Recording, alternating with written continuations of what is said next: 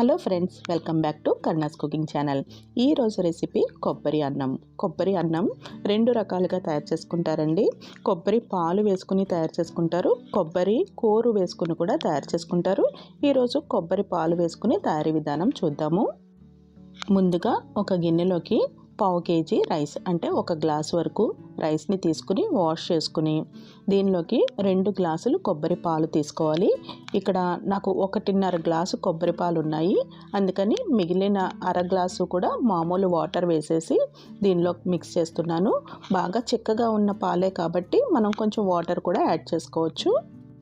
కొబ్బరి పాలు తయారీ విధానం ఆల్రెడీ మన ఛానల్లో వీడియో పోస్ట్ చేశానండి, ఇంట్రెస్ట్ ఉంటే ట్రై చేసి చూడండి. ఇప్పుడు కొబ్బరి పాలు వేసిన ఈ రైస్ని ఏ విధంగా అయితే ఉడికించుకుంటామో అదే విధంగా ఉడికించుకోవాలి. కాకపోతే మనం 2 విజిల్స్ వేయించుకుంటాం కదా, దీనికైతే 3 లేక 4 విజిల్స్ వేయించుకోవాలి. మనకి అయినా కానీ కొంచెం వాటర్ ఉండిపోయినట్టుగా ఉంటుందండి. మనకి ఎప్పుడు కూడా కొబ్బరి పాలతో చేసినప్పుడు కొంచెం మనది మామూలు రైస్ బాగా డ్రై అయినట్టుగా పొడి పొడిగా ఉంటుంది కదా, అలా ఉండదు. సో వాటర్ ఉన్నా కానీ కొంచెం పర్లేదు, అందుకని 3 కానీ 4 కానీ విజిల్స్ వేయించుకోవాలి. ఇప్పుడు మీరు వీడియో అబ్జర్వ్ చేసినట్టయితే ఈ రైస్లో కూడా నేను 4 విజిల్స్ వేయించినా కానీ కొంచెం వాటర్ ఉన్నది కదా, అలా ఉంటుంది. మనం మళ్ళీ పోపు పెట్టుకుని మళ్ళీ ఆ పోపులో ఇది మిక్స్ చేస్తాం కదా, అప్పుడు మనకి మామూలుగా వచ్చేస్తుంది, పొడి పొడిగానే ఉంటుంది. పోపు ప్రిపేర్ చేసుకునే లోపు రైస్ మీద మూత పెట్టుకుని ఉంచుకోవాలి. ఇప్పుడు మందంగా ఉన్న ప్యాన్లో 3 టేబుల్ స్పూన్ల వరకు నెయ్యిని వేసుకుని, నెయ్యి వేడయిన తర్వాత 1 టేబుల్ స్పూన్ జీలకర్ర, 1 టేబుల్ స్పూన్ తొక్క మినపప్పు లేదంటే మామూలుది కూడా వేసుకోవచ్చు, 1 టేబుల్ స్పూన్ శనగపప్పు, ఇంకా కొంచెం జీడిపప్పు కూడా వేసుకుని దోరగా వేయించుకోవాలి. ఈ పప్పులన్నీ కూడా మన టేస్ట్కి తగ్గట్టుగా యాడ్ చేసుకుంటే సరిపోతుందండి.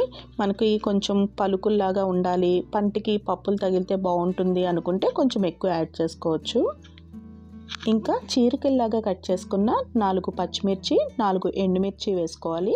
దీనిలోకి ఒక అరకప్పు వరకు కొబ్బరి తురుము వేసుకుని కొంచెం వేయించుకోవాలి. మరీ డ్రైగా అయిపోకూడదండి, కొంచెం వేగితే చాలు. ఇప్పుడు ఉడికించుకున్న రైస్ ఉన్నది కదా, ఆ రైస్ని వేసుకుని మిక్స్ చేసుకోవాలి. పోపు వేసుకున్న ప్యాన్ కొంచెం చిన్నదిగా ఉంటే కనుక రైస్ని ఒకసారి వేసుకుని బాగా మిక్స్ చేసేసుకుని మళ్ళీ మిగిలిన రైస్ని వేసుకుని మిక్స్ చేసుకుంటే బాగా పోపు మనకి రైస్కి బాగా పడుతుంది. కొబ్బరి పాలు వేసి రైస్ ఉడికించుకున్నప్పుడు కొంచెం నీరుగా ఉంటుంది కదా, మనం ఇలా ఈ పోపులో వేసి మిక్స్ చేసినప్పుడు మనకి పొడి పొడిగా వచ్చేస్తుంది. ఇప్పుడు ఈ రైస్లోకి 1 టీ స్పూన్ వరకు సాల్ట్ని వేసుకుని మిక్స్ చేసుకోవాలండి. ఈ కొబ్బరి అన్నం కొంచెం కమ్మగా, కొంచెం సాల్ట్ తక్కువైనా బాగుంటుంది, కానీ సాల్ట్ ఎక్కువైతే అస్సలు బాగోదండి, అందుకని కొంచెం తగ్గించి వేసుకుంటే బాగుంటుంది. ఇప్పుడు మూత పెట్టుకుని ఒక 2 నిమిషాల పాటు ఉడకనిచ్చి ఒకసారి మిక్స్ చేసుకున్నట్టయితే మనకి కొబ్బరి అన్నం రెడీ అయిపోయినట్టే. చూసారు కదండి, కొబ్బరి అన్నం పొడి పొడిగా ఎంత బాగుందో. టేస్ట్ అయితే చాలా బాగుంటుంది, చాలా కమ్మగా ఉంటుంది, పిల్లలు కూడా చాలా ఇష్టంగా తింటారు. ఈ కొబ్బరి అన్నం మార్నింగ్ బ్రేక్ఫాస్ట్కి, లంచ్కి, డిన్నర్కి ఎలా అయినా కానీ చాలా బాగుంటుంది. మనం దీనిలోకి మళ్ళీ కర్రీస్ లాంటివి కూడా అవసరం లేదు. కొబ్బరి అన్నం అమ్మవారికి చాలా ఇష్టం అండి, ఒకసారి మీరు ట్రై చేసి చూడండి. అలాగే 3వ రోజు ప్రసాదం కొబ్బరి అన్నం ట్రై చేసాం కదా, మరి 4వ రోజు ప్రసాదంతో మళ్ళీ కలుద్దాము. Thank you for watching Karuna's cooking channel.